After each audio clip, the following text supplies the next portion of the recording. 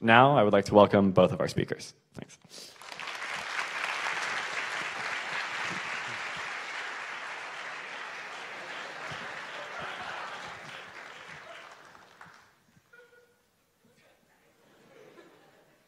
Feel a little perplexed, huh?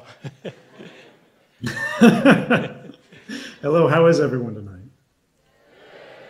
I think they're all good, and I think they're all eager to hear from you, and so am I. I want to start, if I may, with a little history. And this may put you on the spot. It may be a little provocative, but that's what I want to be. I want to take you back a couple hundred plus years to Philadelphia, Boston, New York. I want to take you back to a country called America. There was 2.5 million souls, 500,000 of them black slaves. There were probably some Frenchmen, some Spaniards, some Dutch around, but most were citizens of the British Empire. The legitimate government of this country was George III of England and his parliament in London. Most of the people in this country at that time were loyal citizens to George III. A small group of people weren't, or were increasingly not. They met in Philadelphia and Boston and elsewhere, and they finally, in 1776, drafted a Declaration of Independence from that legitimate government, and the words that in that declaration are eloquent and in every American's mind, intuitively, if not intellectually. To the purposes of that declaration, they said they swore their lives, their fortunes, and their sacred honor. Every single one of them knew, from Benjamin Franklin, the wisest amongst them, to Thomas Jefferson, whose eloquent pen had crafted that document, that their fate might be hanging, very much might be, hanging from the yardarm of a British man of war in Boston Harbor or New York Harbor. Thomas Jefferson even got accused of being a coward for running the government so far west when the British were threatening him. These men knew that they might die. They were called traitors. They were called treasonous by George III, the legitimate head of the government. Do you feel any affinity with those men and few women like Abigail Adams? I think it's important to remember, and if I may, I'd like to actually take this right into my remarks, because this is the perfect introduction.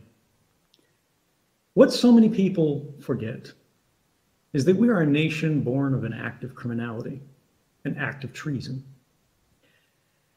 Now, a lot of people have heard charges such as that I myself am a traitor, that I have committed treason.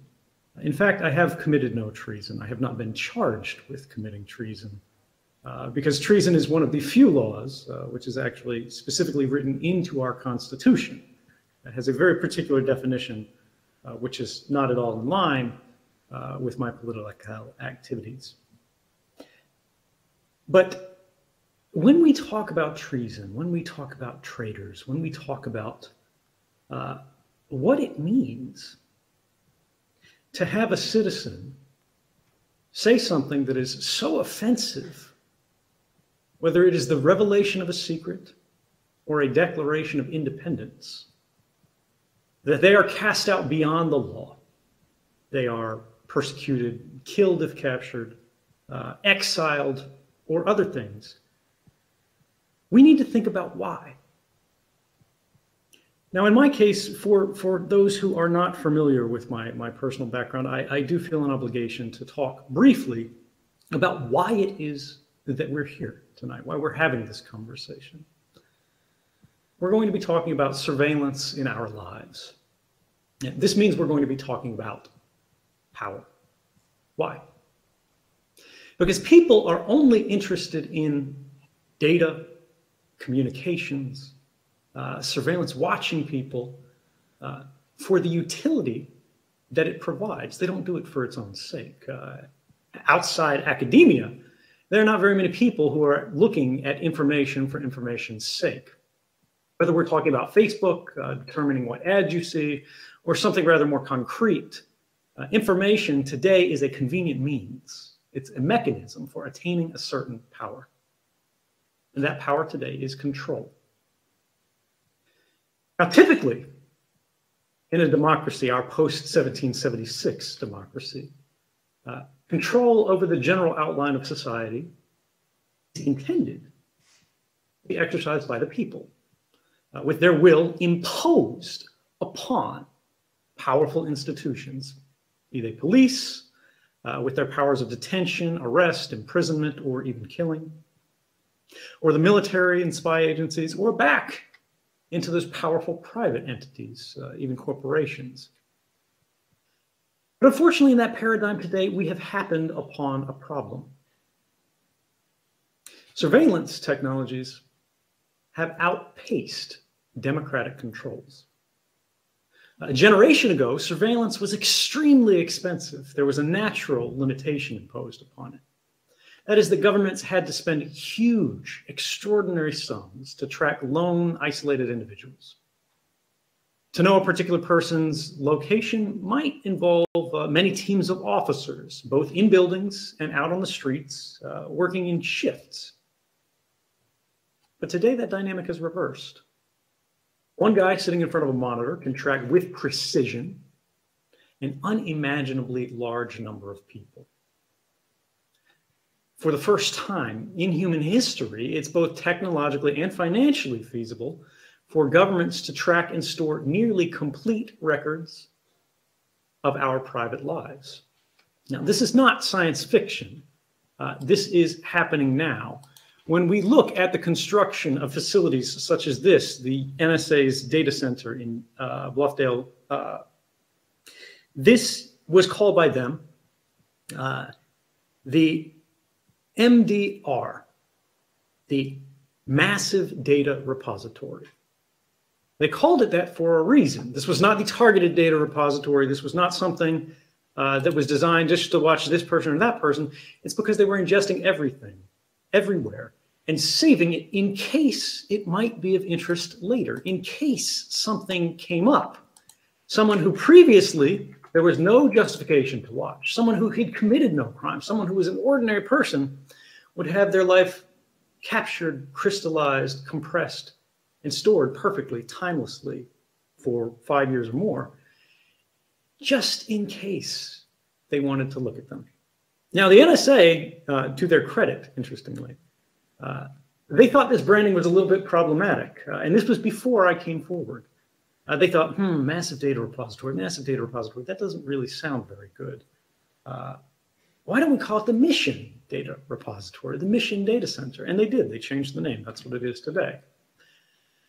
But this is representative of a much larger progression that should be alarming us because, many people think that I have some grievance against the National Security Agency, particularly. Others who know even less about my history think I may be anti-American or against our government. I want to end all surveillance. I don't. I signed up for the US military, for the Army in 2004 when everyone else was protesting against it. I volunteered to work overseas undercover for the CIA. Then I worked for the NSA overseas. I came back and worked as a Dell contractor for the CIA. And then I went to Hawaii again as an NSA contractor. I was drinking the Kool-Aid for a very long time, right? And this is not to say these people are doing bad things. There is no evil grand conspiracy amongst average NSA employees to burn down your rights, to destroy the fabric of our society. That's not what they're there for. But it's important to remember that good people can very easily do bad things for what they believe are good reasons. And this is what's happening today. Even in developed democracies, places that should know better, in the past few months, the United Kingdom passed the most extreme surveillance bill in the history of Western democracy, called the Investigatory Powers Bill. It takes everything the NSA was doing, institutionalizes it, and expands it to a level of intrusive detail that truly is beyond what we have seen the worst police states in history have within their authorities to go after. This is a law so authoritarian and so abusive that experts say it goes farther than laws like China and Russia, which I think we can all agree are no friend to civil liberties. Now, these problems don't only exist far away in other countries. And this is the central issue that we face in our modern times. In the lesson of these last few years, I would say, in democracy, in the United States, in our government, is that our government, like all governments, does not ask for permission before it acts.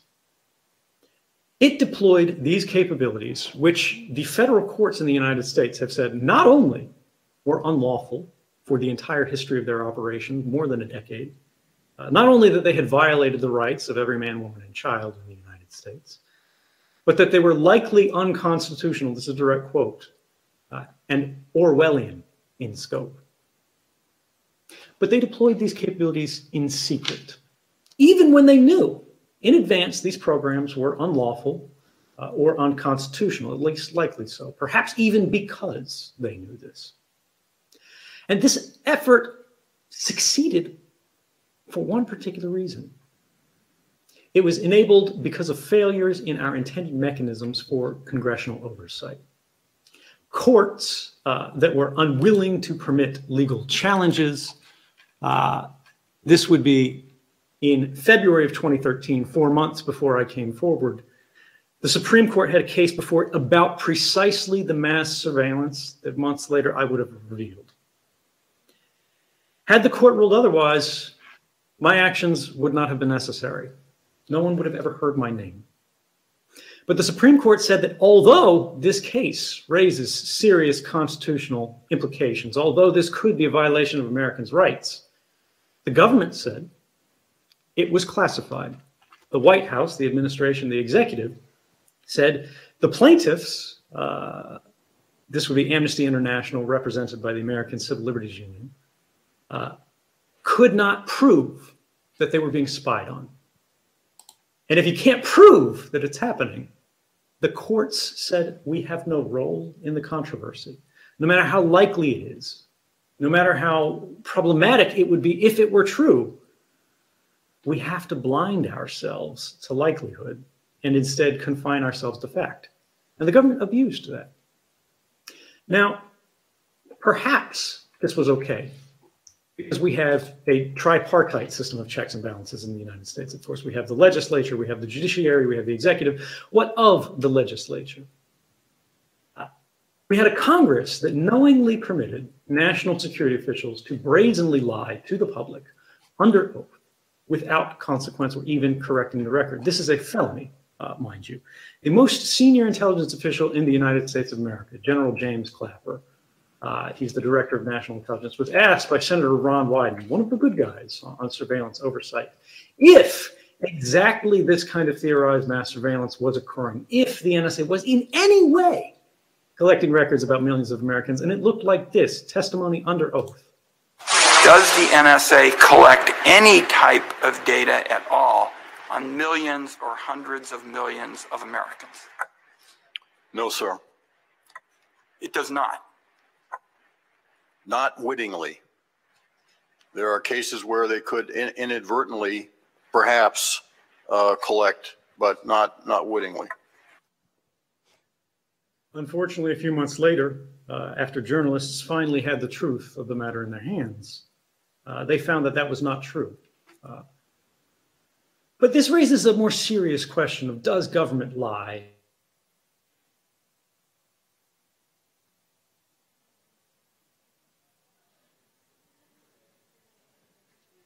Okay, technical geniuses.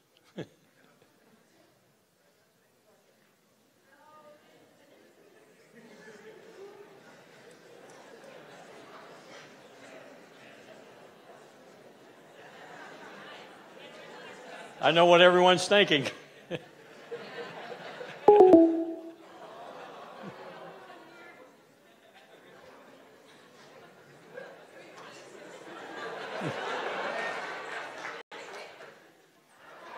Forgive me, I suppose it wouldn't be fun if we didn't have technical difficulties. Yeah.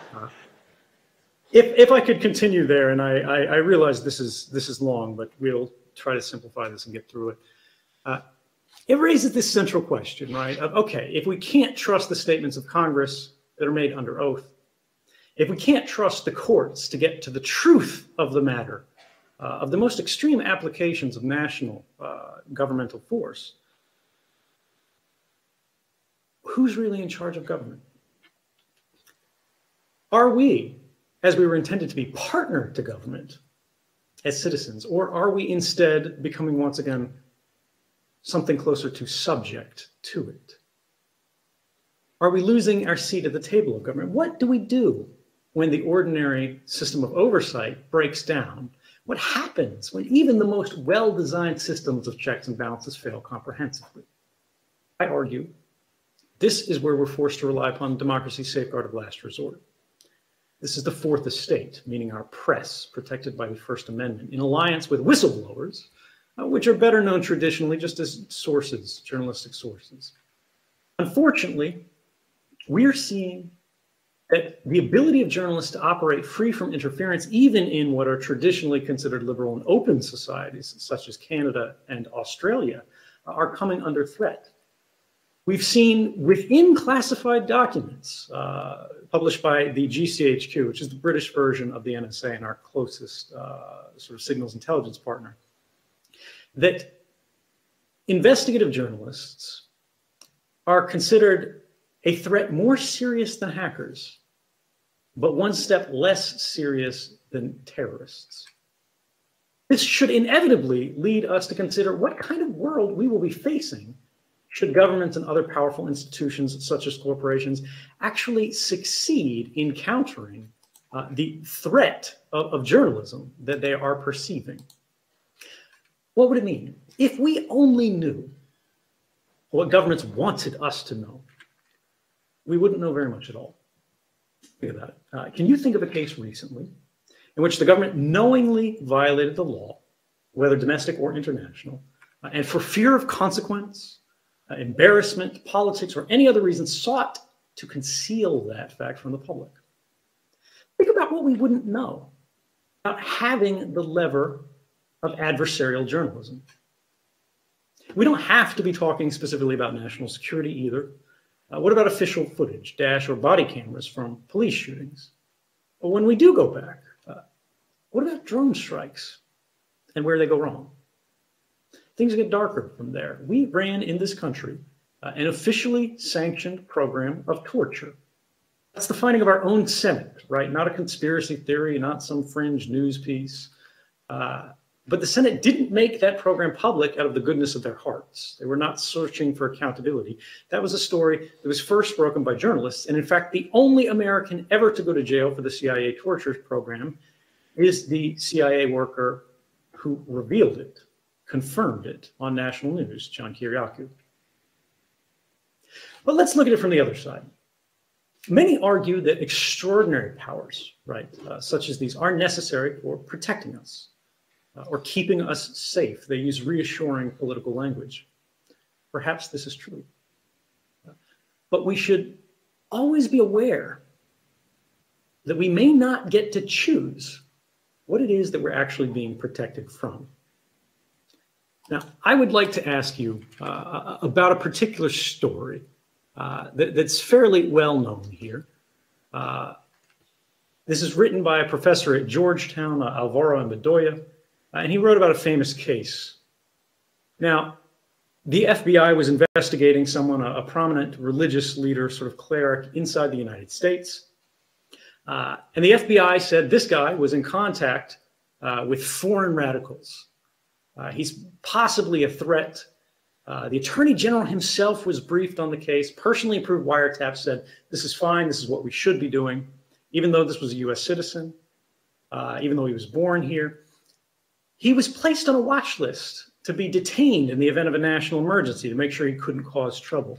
And of everybody the FBI was tracking at the time, the head of the FBI's domestic intelligence unit said he thought this guy was the most dangerous from the standpoint of national security. Do you recognize this case? That assessment that he was the greatest national security threat that we were facing, this was the person we needed to be protected from, was made 2 days after he gave the I Have a Dream speech. Now, of course, we have seen reforms since then. We had the Church Committee in 1975, which struck what we were told was a grand bargain. The executive would retain all of these powers, but we would get new courts, intrusive courts, that would rigorously scrub the activities of these agencies. We would get congressional oversight committees in both the House and the Senate who would see everything that was going on, who would never be lied to, who would never be misled, who could make sure that these things were rigorously overseen. And for a time it worked. But sometime, many decades, after things go on, people get comfortable. Things begin to change. We start to see things fail at the edges. Now the people who sit on those intelligence oversight committees get more than twice as much in terms of campaign contributions from people working for intelligence agencies, contractors, a private war-making industry, than does any other person in the Congress. They have incentives not to look too hard, not to look too closely. And this is not, again, to say the system can't work. This is not to say this is the end of the world. This is to say that we must always be skeptical. We must always recognize that it is the reflex, perhaps properly, perhaps improperly, of governments to conceal, to deceive, and mislead their publics because they think it's the right thing to do. They think it's for a good reason. And it is for this reason that we must reject from our vocabulary terms like national security. Anything that has the word homeland in it should make you a little bit nervous because they mean different things to politicians than they do to you. National security is what Martin Luther King was a threat to, right? These are euphemisms not for saving lives, but for political stability, for the continuity of the status quo, that are intended to popularize things that cannot be justified in plain language with common definitions. This is why they're looking for new words. And this is where I have to pivot. I apologize, we'll go a little bit long. But why this matters so much now.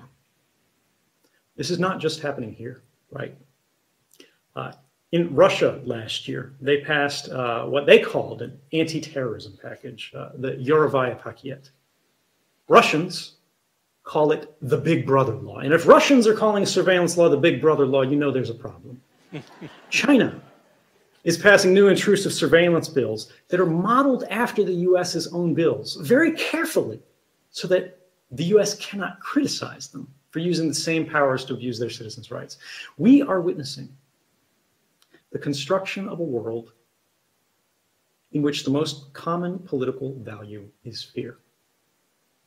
From Washington to Moscow, from Beijing to Berlin, we are all too frequently hearing from the most powerful officials arguing that we are living in the midst of a period of unprecedented danger. Every day, some new threat, that the threats we face today are greater than ever, and therefore, things must change. We must depart from tradition. Since the turning of the millennium, the last decade, this has given rise to a creeping authoritarianism, a belief that the single most important factor in determining the direction of our society are the desires of our government, where the morality of a given thing has become less important than the simple lawfulness of it. This is a system called legalism. If it is legal, then it doesn't matter. That's the end of the conversation. Hard-won prohibitions from history are being overturned or ignored on the basis of nothing more than a claim that this has become necessary because these are dangerous times. After all, when you live in a world of terrorists and madmen, when every bad thing that happens on every corner of the earth is in your living room by the end of the day, a world where your nearest neighbor is potentially a foreign enemy, rights begin to look like a vulnerability. Ladies and gentlemen, I disagree. If our strategy to defend against each new threat is to do away with the very values that differentiated us from them, the right from the wrong, we have protected nothing, and we have won even less. And what about when a law is passed, but the law itself should be disobeyed? the father of the idea of American civil disobedience, an American philosopher named Henry David Thoreau, argued that this is a duty that rests upon the shoulders of every individual. He said, it is not only, or sorry, forgive me, it is not desirable to cultivate a respect for the law so much as for the right. The only obligation which I have a right to assume is to do at any time what I think right. Law, on its own, never made men a whit more just. And by means of their respect for that law, even the well-disposed are daily made agents of injustice. More simply, this is to say, the law is no substitute for conscience. Saying so does not make us anarchists. It makes us realists. Certainly, one need not look very, very far back in history to find examples of abuse, inhumanity, that were clearly, facially immoral. And yet, we would do well to remember that from the violent institutions of slavery, genocide, the disenfranchisement of women, to modern prohibitions as to who and how one can love another, these policies are more often than not entirely legal. I'm here to say tonight that the support of a majority can never transform a wrong into a right, and that dispossessing a minority of basic liberties, or perhaps entire populations of their privacy, does not become permissible, even if it is popular. What this means, ladies and gentlemen, although this may not be reassuring, although this may not be a comfortable idea, is that sometimes the only moral choice is to break the law. And while we face challenges, right, you all know better than I whose hands rest on the lever of power today. If reform is to be had, if progress is to be made once again, it will not be granted. It will not be given to us as a gift. Frederick Douglass said famously, power concedes nothing without a demand. It will be made in the face of resistance and abuse from the powerful and the privileged, because these are those who need rights the least. These are those who are impacted by abuses the least. They are sheltered not only from the consequences of their decisions, they're sheltered from our laws. They're sheltered from the necessity of rights. This is not a challenge that we asked for. Nobody woke up and said, please give me a problem to solve. But this is a challenge for our generation nonetheless. When you look at the news, when you look at the rhetoric that's being thrown around, when you see the rise of ultra-nationalism, racialized violence, discrimination, the abuse of minorities, the closing of our civil discourse, it's really easy to get worried, right? It's very easy to feel that things are slipping out of control. Perhaps there's nothing we can do. Right? And to think, what is this going to do to me? What is this going to do to my friends? What is going to happen to the people who are sitting next to me in this auditorium, who don't have those same installations, who don't have those same privileges? But I'm here to say, don't be afraid. Because if there's one thing you can learn from me, whether you think I'm a good guy, whether you think I'm a bad guy, whether you think I am the worst person that's appeared throughout history,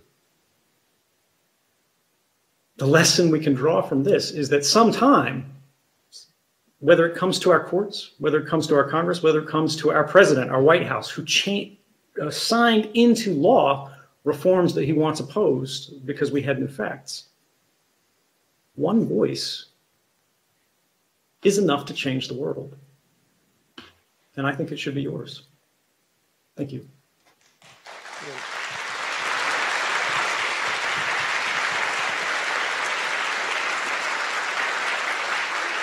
Some of you may have thought that he wasn't answering my question.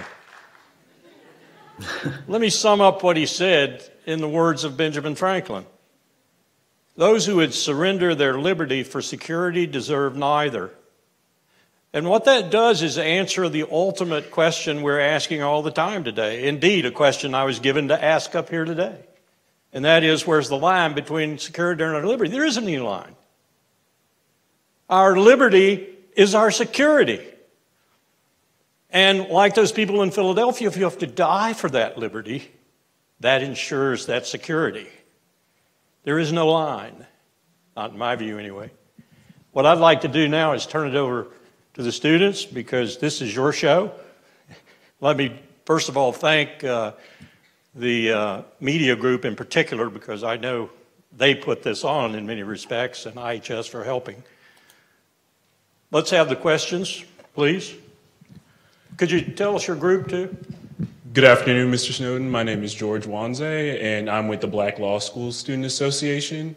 My question for you is in regards to the Trump administration, in particular the role that whistleblowers and leakers have come to play with this administration and what the potential significance of crackdowns are and what this could mean for an administration that views the press as the opposition party.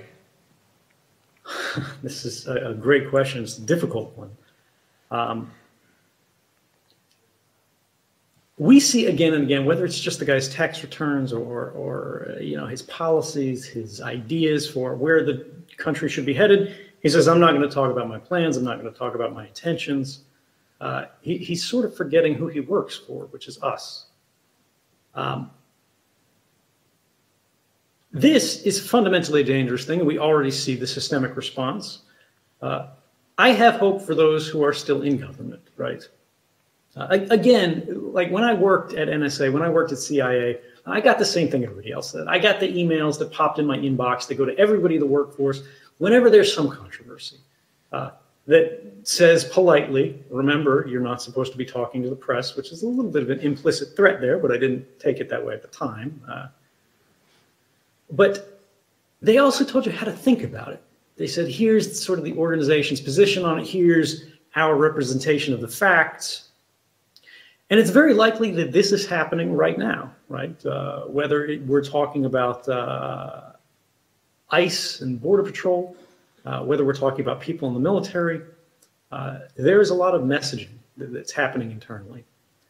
But just because the executive branch of government changes, just because the legislative branch of government changes, just because the courts themselves change, doesn't mean that everyone else in the country changed. We have political obligations in the United States, people who go in and work for these organizations that are not to politics, right? There have been people who said, one of the early criticisms of me was, oh, this guy broke an oath. He promised not to tell secrets. That's not actually how it works. There is no oath of secrecy in the United States. There's a classified non-disclosure agreement, a civil agreement, which is a standard government form. But there is also the actual oath, the oath of service, which is to support and defend the Constitution of the United States. Not the president, not Congress, not anything else. The Constitution of the United States against all enemies, both foreign and domestic.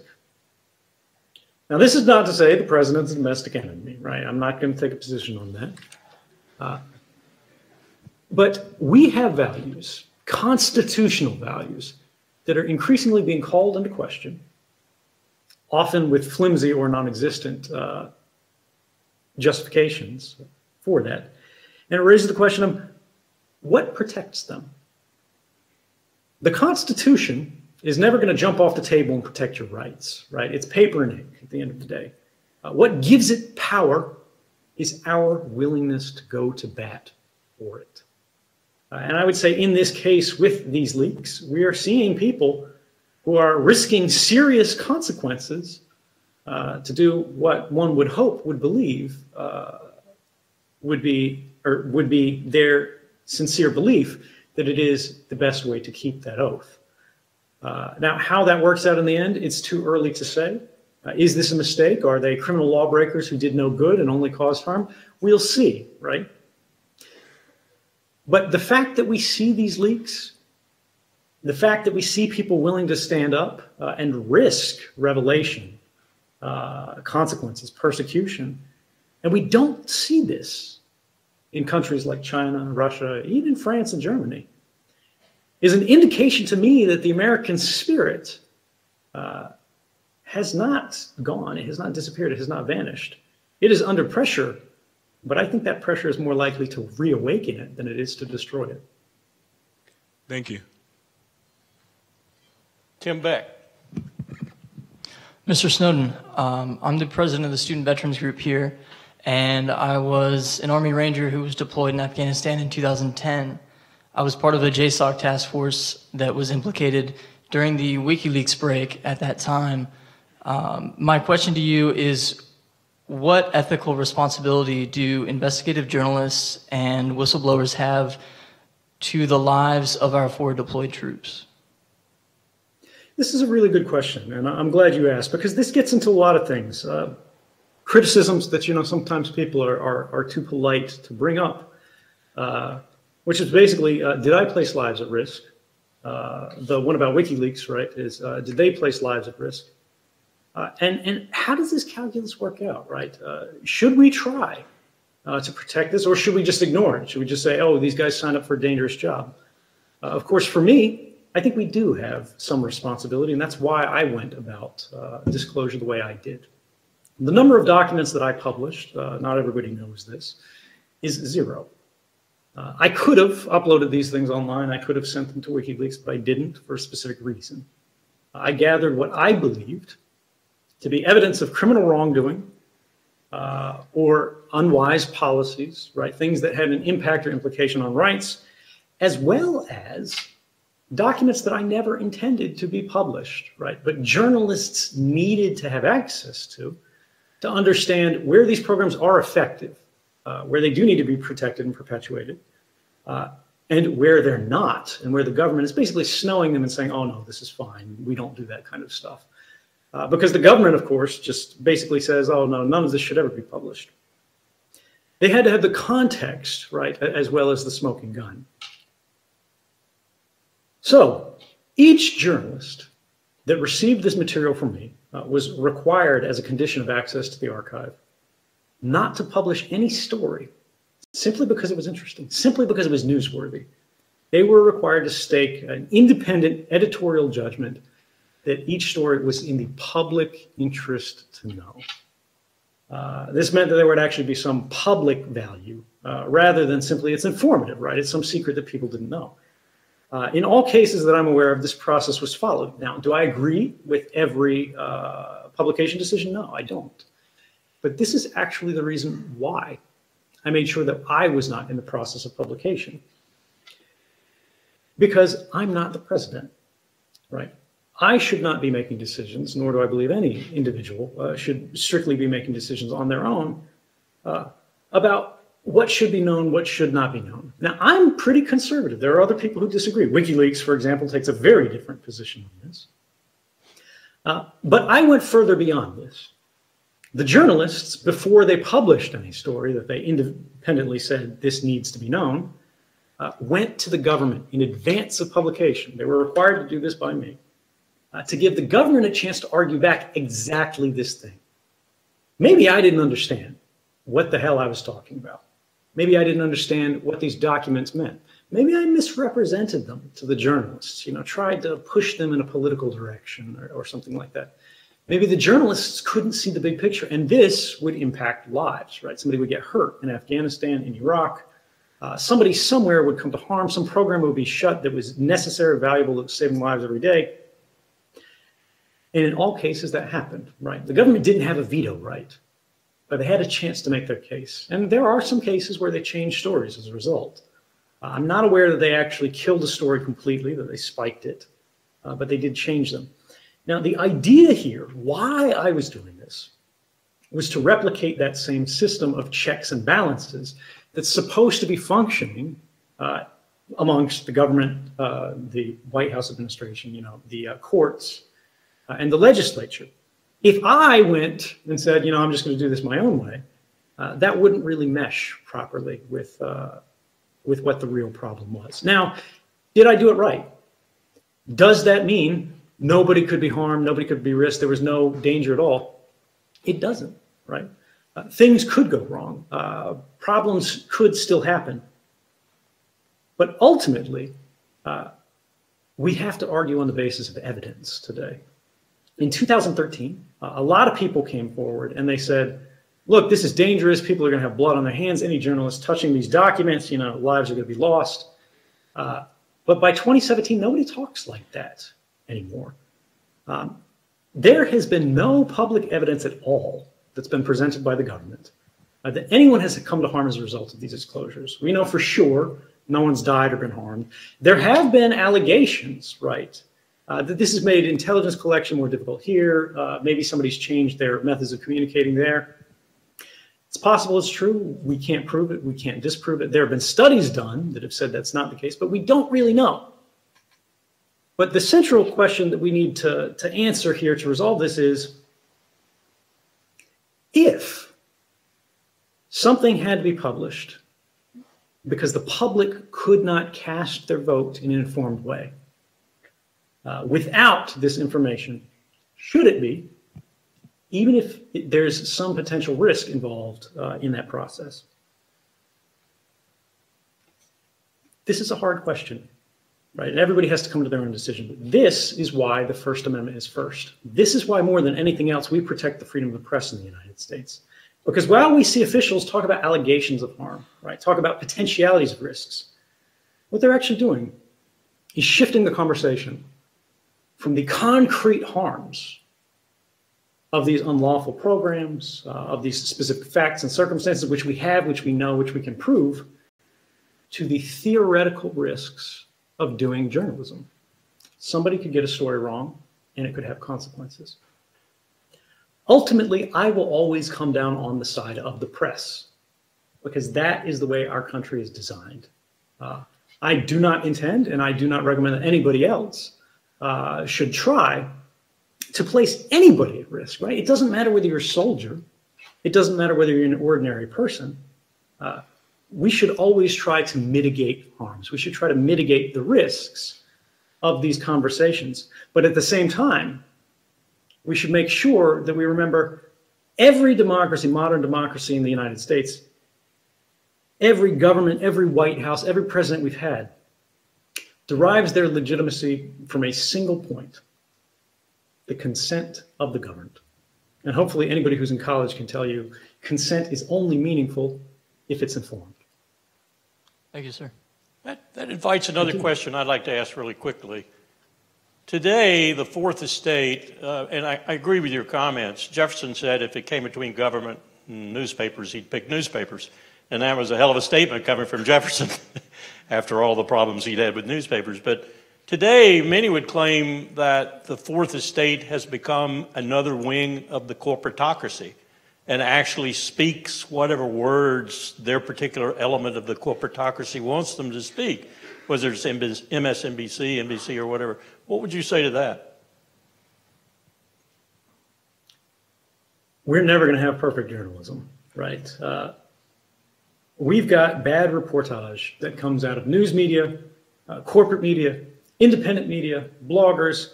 If people are writing stories, some stories are going to be wrong. Do we give up because of that? No. Is there undue influence in the media from powerful institutions? Yes.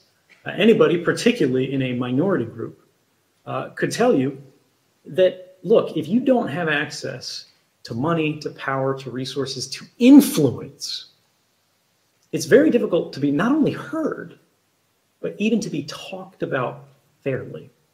Because other people are going to be painting your portrait with a brush provided by your enemies. Again, I don't want to speak beyond my expertise here. I don't want to pretend that I have the answers to these. These are classic hard problems in democracy, but I think the answer to this is not that we shut down, that we go, oh, we can't trust the media. It's to learn to think critically. In every case, the answer to bad speech is not censorship, right? The answer to bad speech is more speech, better speech.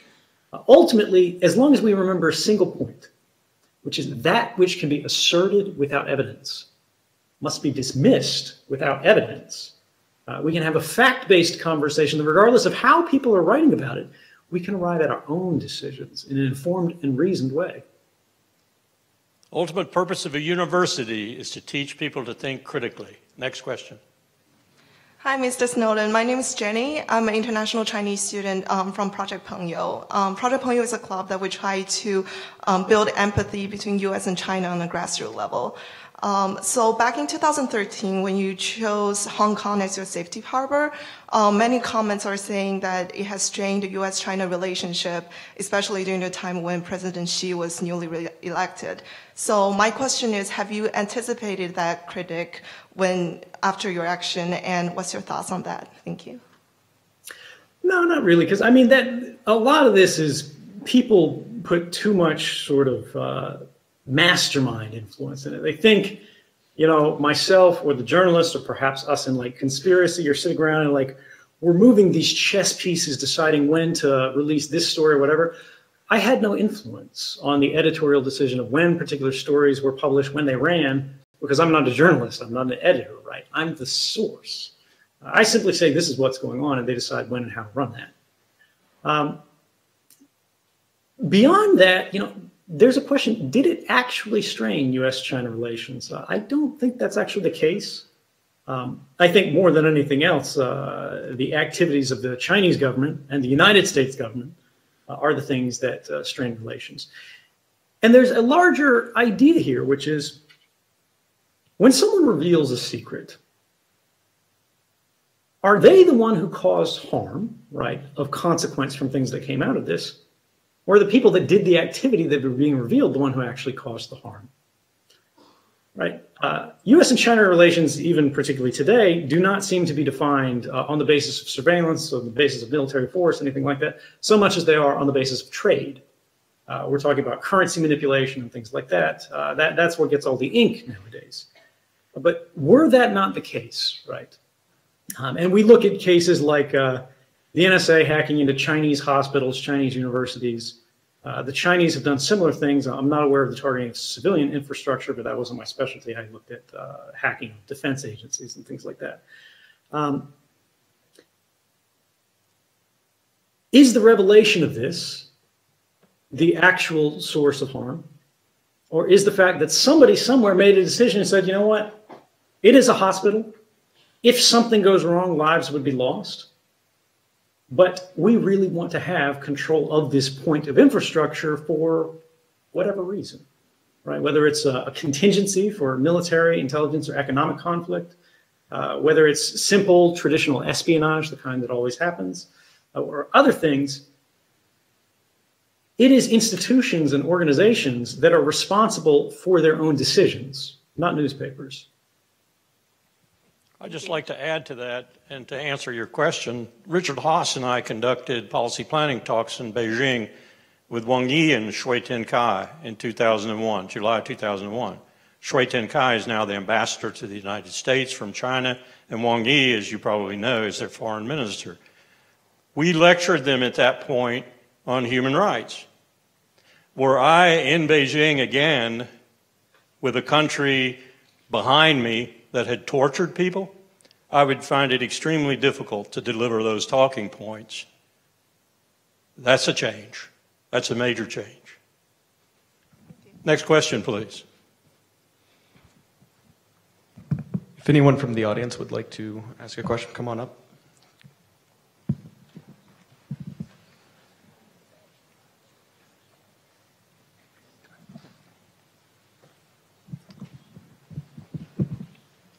The lineup has started.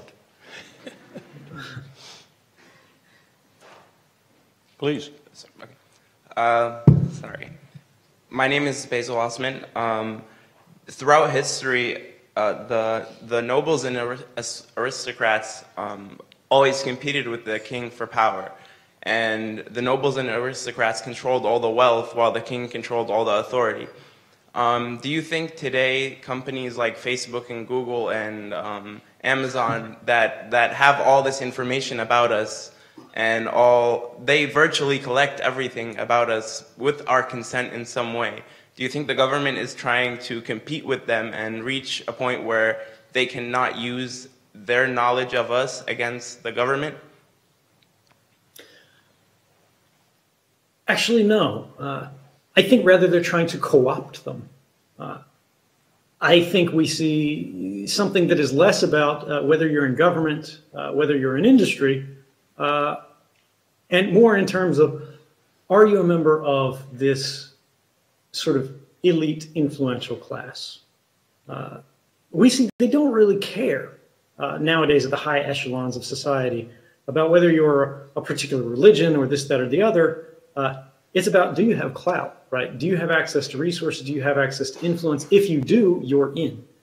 When we look at what actually happened, for those who are not familiar with the NSA's sort of programs that we saw, there is, in 2013, the CIA's CTO, a guy named Gus Hunt, who I actually had many meetings with when I worked on the CIA account for Dell, said, sort of accidentally at a trade show, what had become the new strategy. We want to collect everything and hang on to it forever.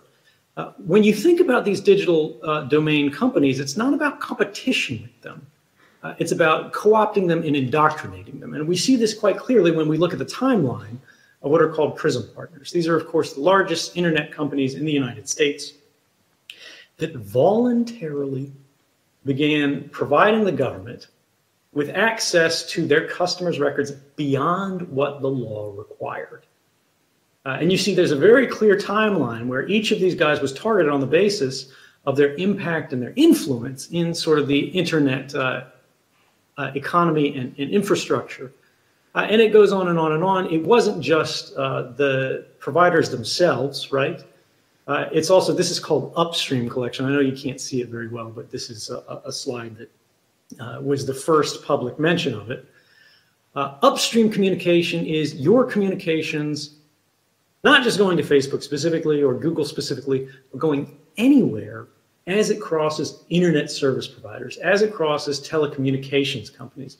Groups like Fairview, like Blarney, these are the CIA code names for groups like AT&T and Verizon. And the question is, what was sort of happening with this type of information, this type of material? Excuse me, I'm just trying to find a particular slide here. What was the usefulness of this stuff and why was it happening? In many cases, it was actually profit-driven. The government said, look, we'll reimburse costs, we'll provide a new line of business, we'll shelter you from liability claims. This was the central argument in surveillance reform in 2008 that was pushed through in response to the Bush warrantless wiretapping program. AT&T had basically been unconstitutionally spying on everybody in the United States and around the world, secretly on behalf of the government, not just in the post-9/11 era, but, you know, as long as they'd existed. But that's a felony in the United States, and it also has civil penalties. So their customers could now sue them for the largest corporate damages in history. But in 2008, they got a new law called the Protect America Act, which should have been a red flag for everybody, that gave them retroactive immunity. It said for all the laws they had already broken, the government would be sure they could not be sued.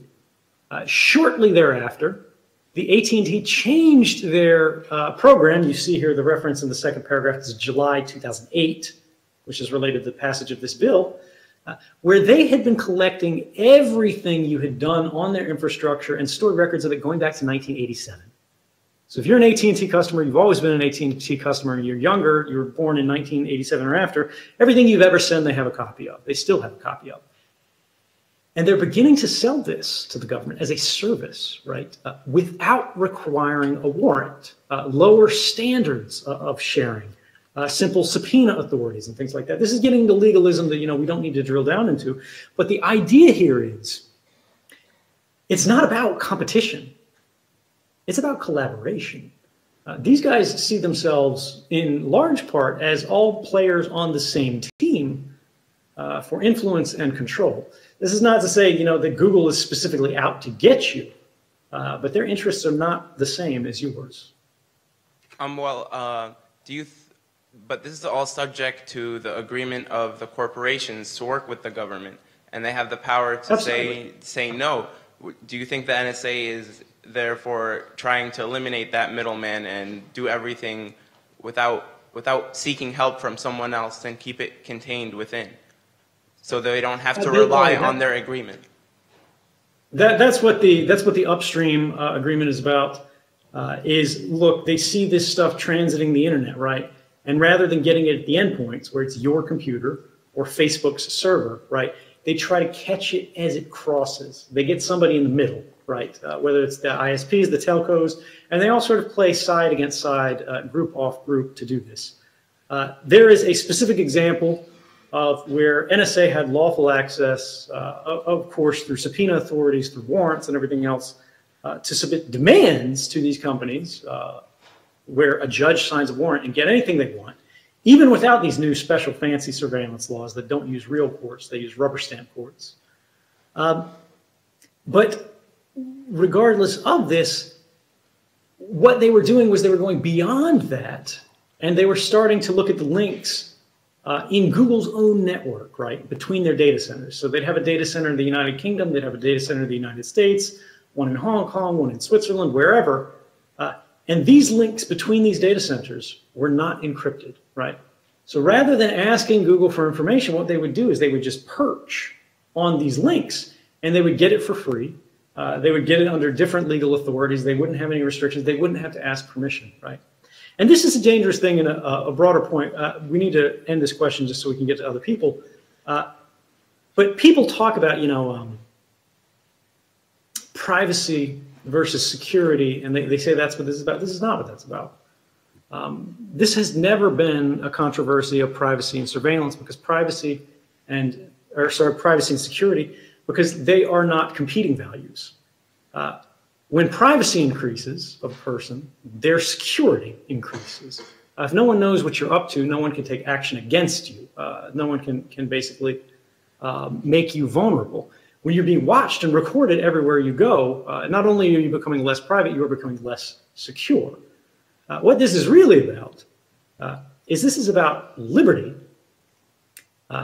versus surveillance, not versus security or anything else like that. Surveillance preys on vulnerability. Surveillance preys on the lack of privacy. And when we get into this and all these sort of end-run games where they don't want to go to companies unless they absolutely have to, and if they do, they'll try to get a company on board rather than fighting them. And only as a last resort will they actually actively fight the company if the company has any backbone. The idea is, what is liberty? If you ask a bunch of different people in the room, they might have different ideas. But in a large way, liberty, and what has made the American tradition so powerful and our project so successful, is the ability to act without permission. Liberty is freedom from permission. When the government is seeking to expand its own liberties at the expense of the public's, that should be something that alarms all of us. Next question. So much. Hi, Mr. Snowden. My name is Jacob. I'm a sophomore here, and my question kind of goes right into what you were just talking about. With the advent sort of today of remote controlled attacks, with the radicalization via social media, via the internet, you've spoken somewhat derisively several times about these politicians who will use fear as an excuse for infringements on liberties or just increased surveillance, depending on how you look at it. Is there no situation in which increased surveillance is justified? Would you say that these remote controlled attacks do justify some increased surveillance today?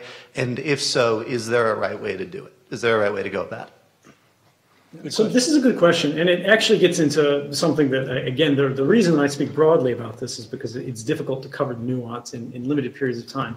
But there's two broad types of surveillance that are in broad use today. Mass surveillance, which is what I have criticized, what I have revealed in the United States. We have the Fourth Amendment in the United States, right? Which prohibition against unreasonable search of your private documents and things like that, seeing what you're doing, what you're up to. But also the seizure of them in the first place, right? Which means grabbing them. Now, this issue has never been settled in the courts in modern day. The entire reason mass surveillance is happening right now is because of a court decision that happened in the 1970s in a case called Smith versus Maryland, where one guy was making harassing phone calls to one woman. She saw him drive past her house or something like that, got his license plate shortly before or after one of these calls was made, and went to the police. The police went to the phone companies and said, look, in this case, we don't have a warrant, but we do have this guy's license plate. We did see him going past. Will you just give this information to us voluntarily? And the phone company said, yeah, sure, whatever, fine. We'll give it to you. In that case, the Supreme Court said this guy didn't have a right to privacy because they didn't actually wiretap him. They didn't listen to his calls. They just got the records of who he had called and when. And it didn't come from him. It came from the phone company. So the phone company said these aren't his records. They're our records. This is called the third-party doctrine. Since then, it has never been revisited at this level in the context of mass surveillance. But the problem is this. In that court decision, they were talking about a lone individual in a specific instance, in a specific case. The government has interpreted that in the past 40 years to mean, well, if one person in one case where they had eyes on this guy and he was doing all this stuff, and the company did it in a very narrow, specific way with just this range of calls here, we can do it to everyone, everywhere, all the time, forever. If we can collect one guy's phone calls without a warrant, we can collect everyone's phone calls without a warrant, their emails, their internet traffic, whatever, as long as it meets that same sort of idea where it's metadata, right? It's not what you say in the communication, it's who you said it to, it's when. It's the same kind of details a private eye would collect if they followed you around all day. They see when you left your house in the morning, they see where you went, they see the cafe you ate at, they see who you met with at the cafe, but they can't sit right next to you and write down everything you say because you might go, who is this weirdo that's sitting behind me everywhere I go and writing things down? But electronically, they can assign a private eye to follow everyone in the world all the time. And it's incredibly cheap. It's incredibly easy. This was my job at NSA. On the other hand, we have targeted surveillance. And this I am not a critic of in quite the same way. This is where they go. We have a specific individual. He's a known associate of al-Qaeda operatives. We have evidence that indicates he's planning attacks in, whatever, in Peshawar or something like that.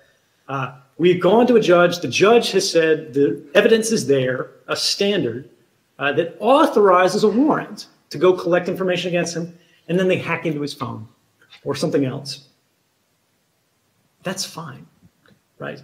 As long as it is always the least intrusive means of investigation necessary to achieve an investigative purpose, right? This means you don't go for the atomic bomb to swat a fly, right? You climb the ladder and you go, look, nothing else will work. We have to go after this person. And the judge says, look, that's fine, right? And no judge in the world gets cold feet about authorizing warrants on terrorists. That just does not happen. Our secret rubber stamp FISA court, right? I talked before about this sort of fake court. We have two courts in the United States, two systems of courts. We've got the ordinary open federal courts that everybody knows about. And as part of that grand bargain in the 1970s, the Foreign Intelligence Surveillance Court, called the FISC.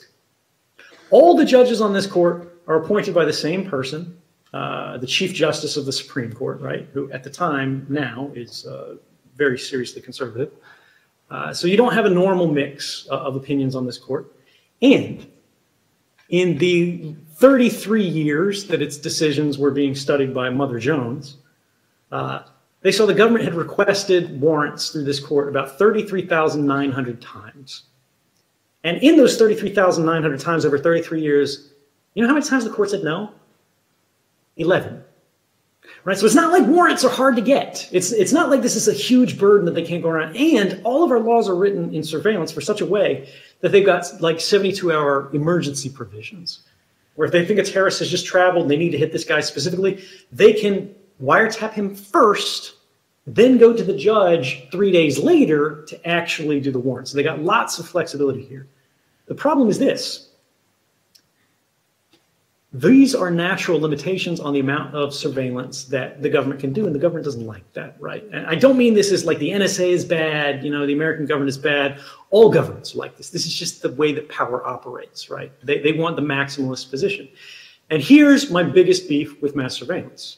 The programs that I revealed that everybody was saying was, oh my God, this is necessary, the defense of the country, you know, everything's going to end if the secret gets out. The president himself, Barack Obama, appointed 2 independent investigative commissions in the wake of the revelations of 2013, who looked into these mass surveillance programs. They had complete access to classified information. They interviewed the CIA director, NSA director, FBI director, all these guys. And they could not find a single instance in more than 10 years of operation where this kind of mass surveillance had not only saved a life, right? It had never done that. They said it had never even made a, quote, concrete difference in the outcome of any counterterrorism investigation. Moreover, it hadn't contributed to the discovery of a plot or anything like that. The Bush-era warrantless wiretapping program called Stellar Wind was similar. This was the document that actually made me realize I need to come forward. It's long, a secret history. If you're interested in it, search for Stellar Wind, Washington Post. You can read the entire document online, the analysis of it. We thought the program ended when Bush said it ended, but it didn't. He actually split it into 2 parts. The public part that the government branded after the fact the terrorist surveillance program, because the press found out about it, and they needed to describe it, they shut down. But another part called the PSP, the President's Surveillance Program, had secretly continued.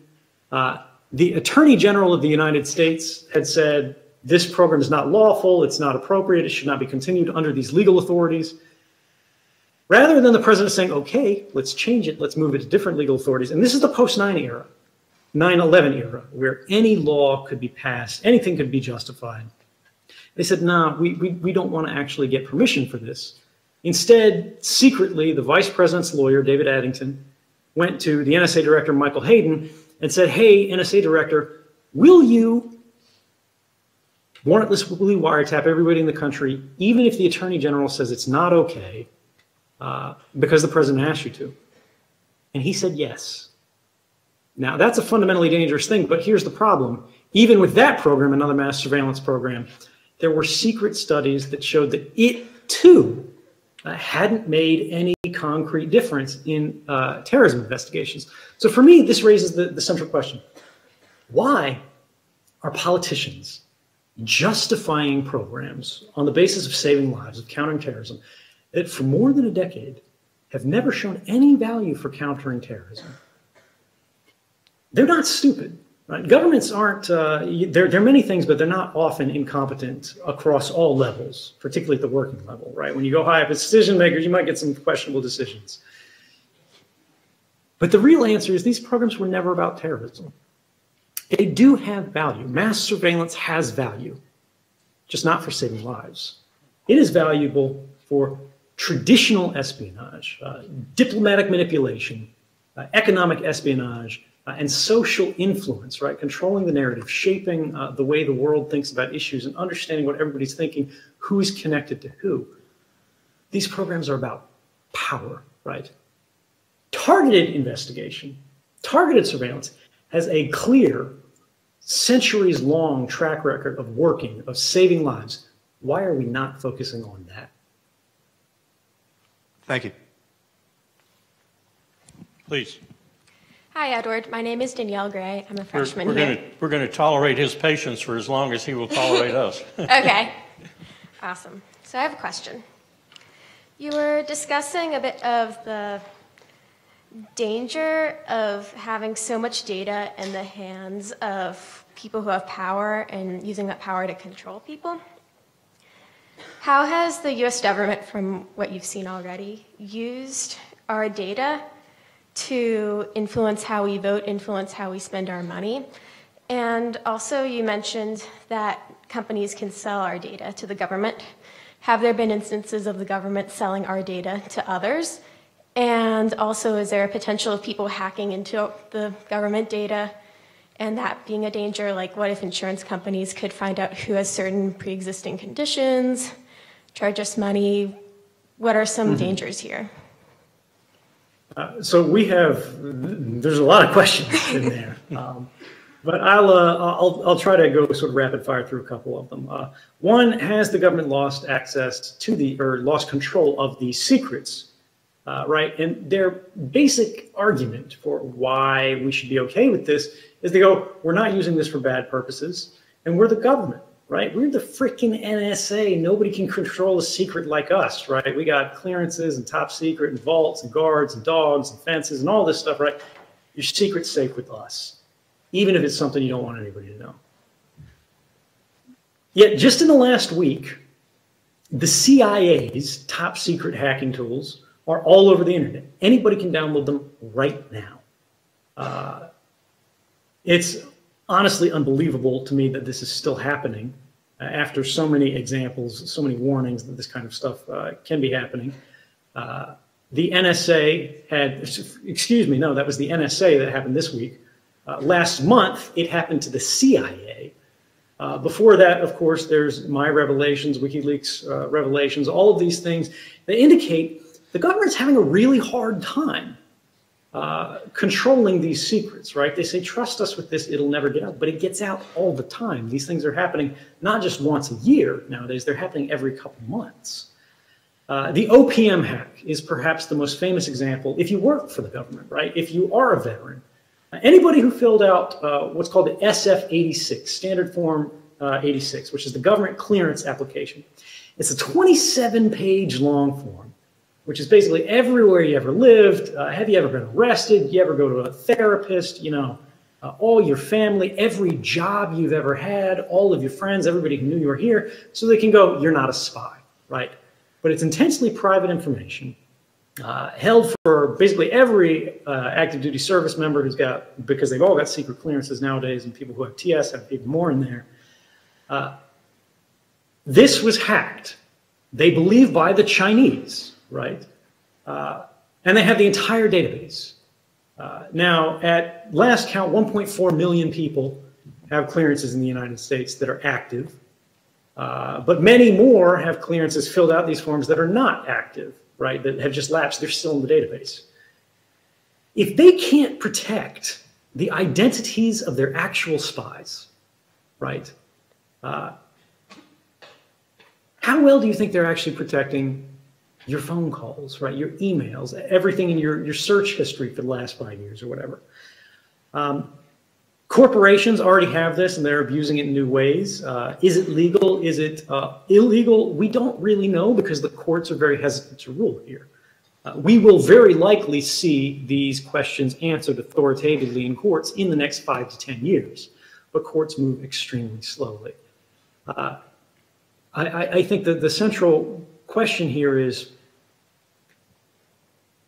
are there authorities that are there databases, academics have looked into them, where when you develop a certain richness of information, right, about everybody who lives in an area, all of their social graphs, right, who's connected to who calls who, where their cell phones travel, right, what their medical histories are, all of these things, you know everything about them. When I worked at NSA, right, people always talk about content versus metadata. For those who aren't familiar with it, content is what you say on the phone call. Metadata is the fact that the phone call occurred, when it happened, from where, how long it existed for. I didn't really care about content because content takes a long time and people lie, right? If I'm listening to your phone call, what you say on it, you can talk around things, you can use code words, particularly if you're up to no good, right? But metadata doesn't lie. The fact that you made the phone call is there. It's instant. Computers can handle it, can analyze it instantly. I can tell who you love just from your phone records, right? I can see who you call in the middle of the night. I can see where your cell phone goes on the basis of its location data in the middle of the night, and what other cell phone ends up in the same place. It's not just about this, it's about your internet traffic. I don't need to see what article you read on a website, which is considered content. If I can see it's a gay and lesbian website, right, itself. Basically, the way encryption and content provisions on the internet work right now, saying you went to NewYorkTimes.com/whatever story, it's headline, that would be a content-based decision. But saying you went to IP address, whatever digits, 22.33.44.55, which happens to be the New York Times website, there are no legal protections for that. I can look at that right now and nobody's going to stop me, nobody's going to put me in jail for it. I just have to mock up a justification for it. This exists for everyone everywhere. Corporations are doing the same thing. Not to be routine on this, but the ultimate question that you asked is, what is this stuff being used for? Right? How is it actually impacting people? And when you look at that, we see that their own documents, this is from my archive, the journalists published, they found that the NSA's own classified documents said they were spying on the pornography viewing habits of people whose politics they did not like.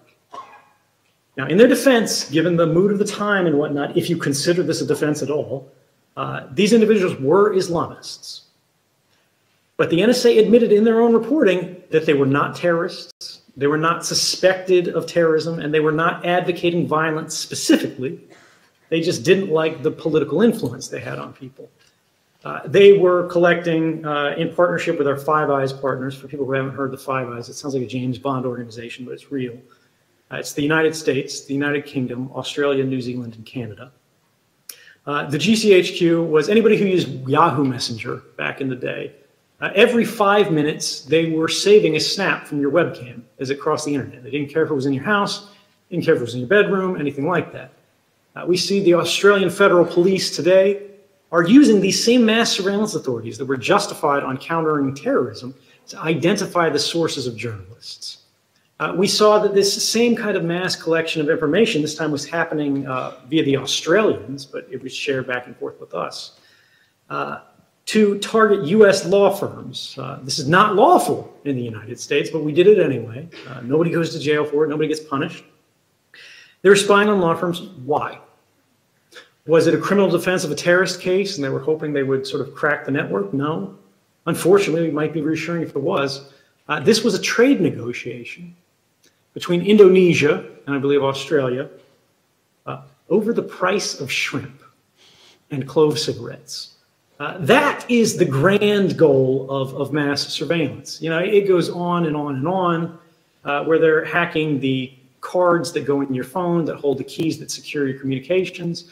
We hacked Belgium, for God's sake, which is not exactly, considered the hotbed of nuclear proliferation or anything today. And the problem with this is we had legal access to this data already. Countries have agreements that are called MLATs, Mutual Legal Assistance Treaties, where they can go, look, we've got a warrant from a U.S. court. Based on these grounds, we're going to send it to your police agency. Your police agency is then going to ask your telecommunications provider on our behalf for this terrorist investigation. But they didn't want to do that. Again, it's about maximizing capability, authority, minimizing oversight. And this goes on and on and on, where even Canada was getting in on this kind of thing, targeting emails that were sent to government services. They were collecting information on App Store downloads and things like that, although in this case it was a Chinese App Store.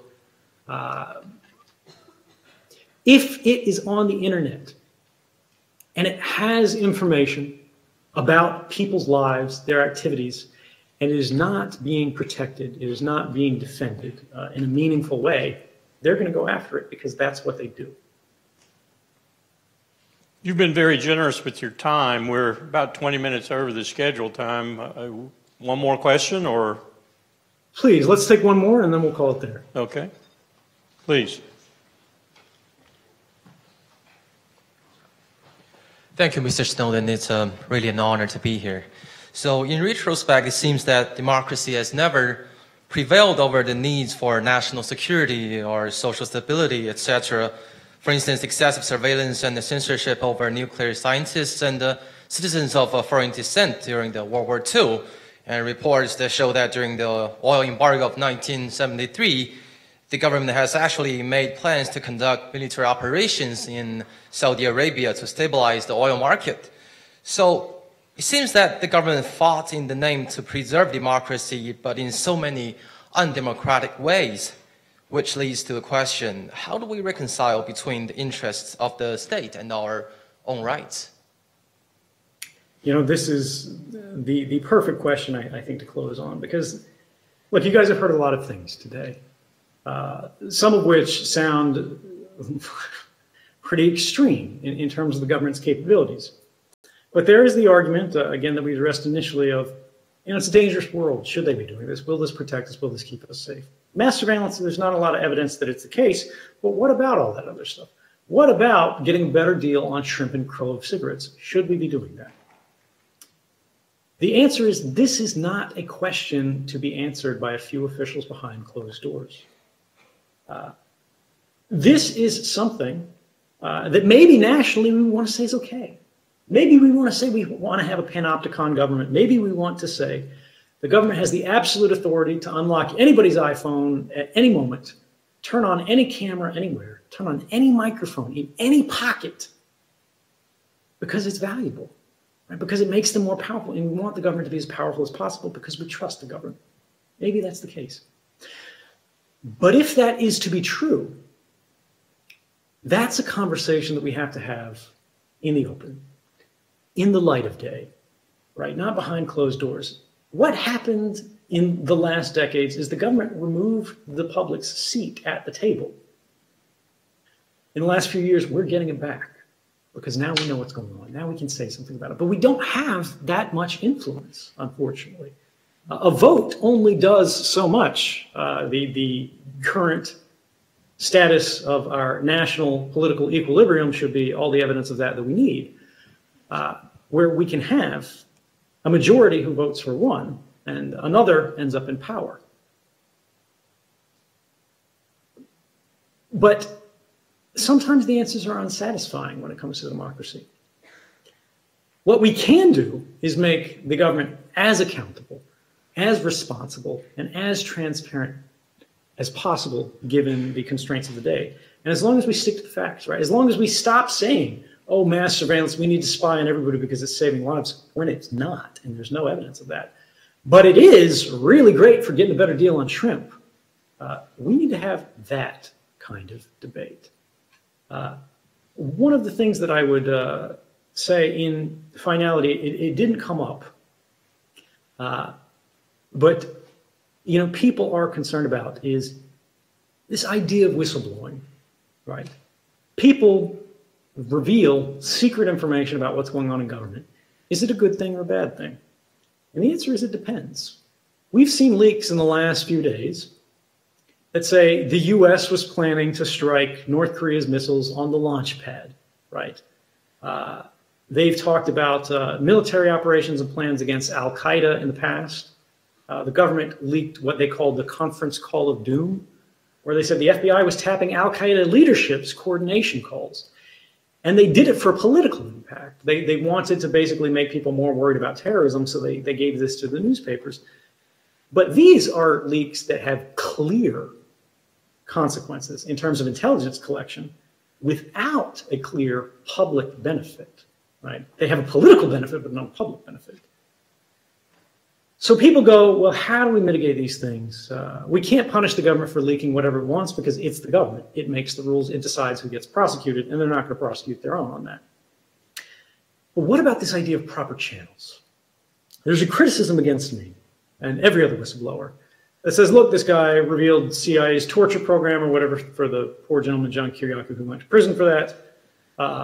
The CIA's operation to hurt the Iranian nuclear program that actually ended up accelerating it because it was so incompetently managed.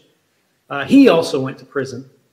All of these things, if they had just told the government through the right way, things would be better, right? You would be able to make sure Congress knows about these things, and nobody in the public has to be any the wiser.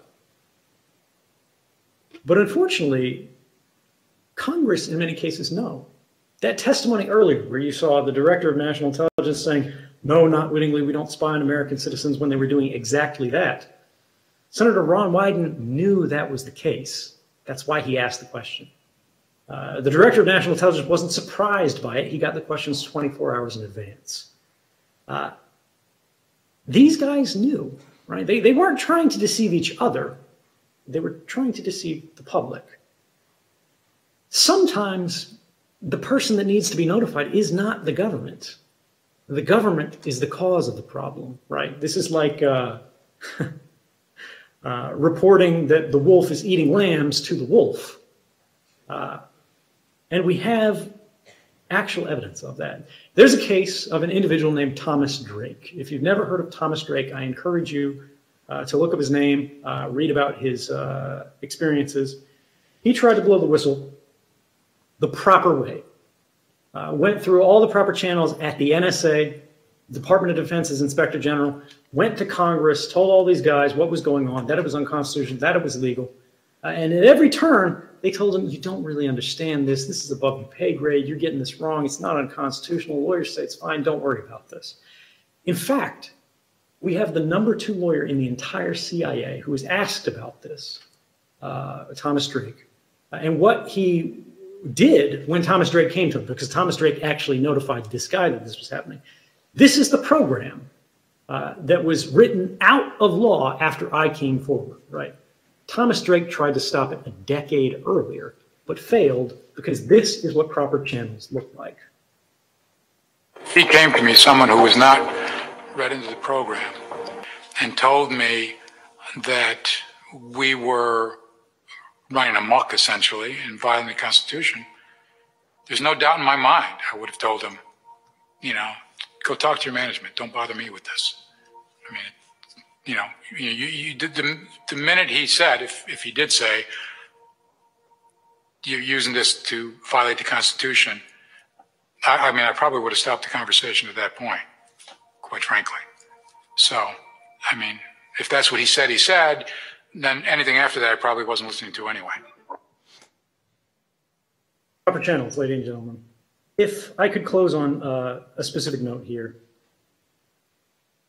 There's a lot of leaking going on nowadays, perhaps more than we've ever seen. There's going to be good, there's going to be bad. And the question is, who's the right person to decide this, right? I'm not the president, you're not the president. The person who is the president, well, they have their own way of looking at these sort of things.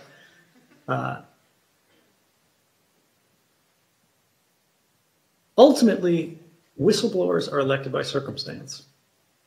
Doesn't matter who you are. Doesn't matter why you did it. What matters is what you witnessed, what the truth is. If you have seen a crime, if you have seen some injustice, if you see something wrong that you think could be changed by speaking out, by doing something about it, you need to think very seriously about what your obligations are. Not just to the ideas of altruism, right, a better future, serving democracy or whatever, but to yourself. Because when we tolerate injustice, and we all have a level of this, right? Every day we have a level of inhumanity, incivility, injustice that we can tolerate. When we see a homeless person on the street, a panhandler, we turn our heads away, we go, oh, I don't have time for this today, I can't deal with it, there's too much going on. But then there's one step further. I would not encourage anybody to come forward if they didn't think it could make a difference. But there are cases where it can, right? And when you see something wrong, and you think the world should be better, you think the program could be better, you think the program is supposed to be better, you think it is against the law for things to be occurring as they are, or even if it's not illegal, it is clearly immoral, as so many institutions throughout history have been, do you have an obligation to resist it? You have a voice, ladies and gentlemen, and that voice matters. It is not enough to believe in something. If you want to see a better world, you have to make it. Don't believe in something. Stand for something. Use your voice. And good luck.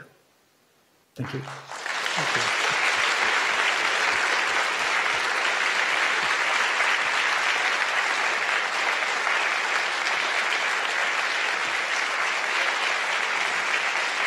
Thank you.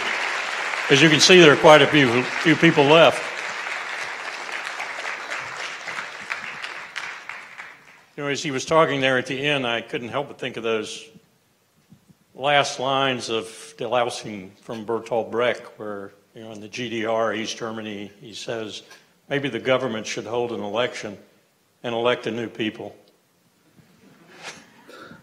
Thank you. Thank you, and good night.